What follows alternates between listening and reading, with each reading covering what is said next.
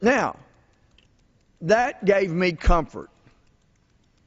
The judge, the Foreign Intelligence Surveillance Court judge, who is a judge nominated by the United States President and confirmed by the United States Senate, thoroughly investigated by the FBI, they're the only people, when they're assigned to the FISA court, that could issue an order like this. And the law says that their order has to be with sufficient particularity.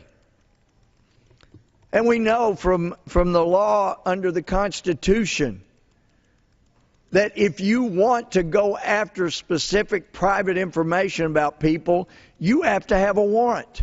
And that warrant has to be based on probable cause. And the probable cause must be established by a sworn statement, and there must be sufficient specificity that we don't just have blanket orders to go get information. I know when I was an assistant DA up in Northeast Texas, we had a deputy come in one time, and it was the policy, if you want to get a warrant signed by the district judge, you need to come through the DA's office first so we can help you make sure you got probable cause, make sure there's proper specificity. And bless his heart, he was a great gentleman, older deputy, and he was always after this tiny little community in our county.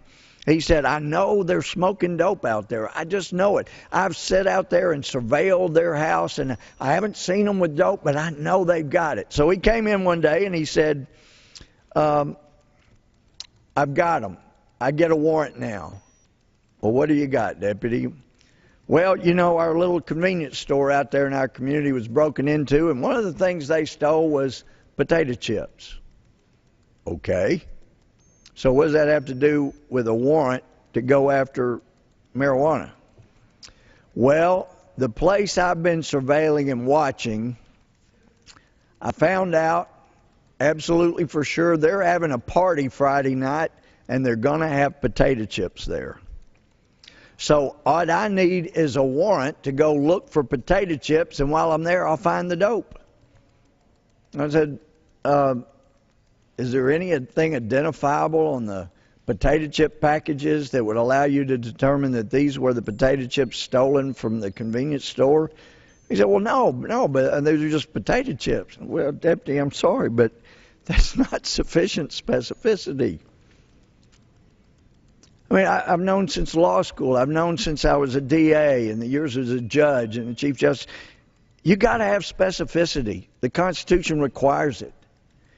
And so basically that's what this provision is requiring. You got to describe with sufficient particularity that people can identify the specific items that you're demanding to be produced.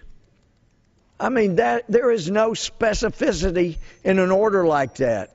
This has to stop. And I know that both sides of the aisle, this is that issue where we both have a kindred spirit. We want to protect people's liberty. But some that are so close to this issue have seen how much can be gleaned from people's complete phone records and say, look, this is really dangerous in America. I know how dangerous it is. I've been sounding the alarm for years now. And the Muslim Brotherhood has profound influence in this country and in this administration and in this government. And as we've already seen, the largest demonstration in the history of the world in Egypt, they figured it out. We don't want the radical Islamists, the Muslim Brotherhood, running our country. Well, I don't want them running ours either. But they're there. Secretary Napolitano couldn't even tell me how many Muslim Brotherhood members she had giving her advice. She didn't even know. Or at least she said she didn't. This is a dangerous situation.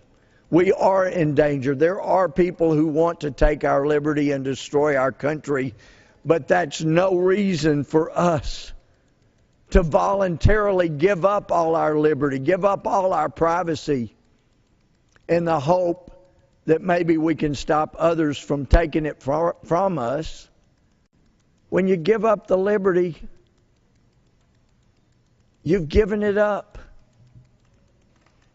We're supposed to have the government protecting us from these kind of intrusions, not demanding all the most private aspects of our life. I thought I was being rather cute when I told my colleagues across the aisle who were very concerned that the government might get more than just information about contacts with foreign terrorists. Because that's what we were told. Look, the only way we gather information about who you're calling, who's calling you, is if you make a call to a known foreign terrorist, or you get a call from a known foreign terrorist, or you make a call to a member of a known terrorist organization, or you get a call from a known member of a known terrorist organization. Well, that comforted me.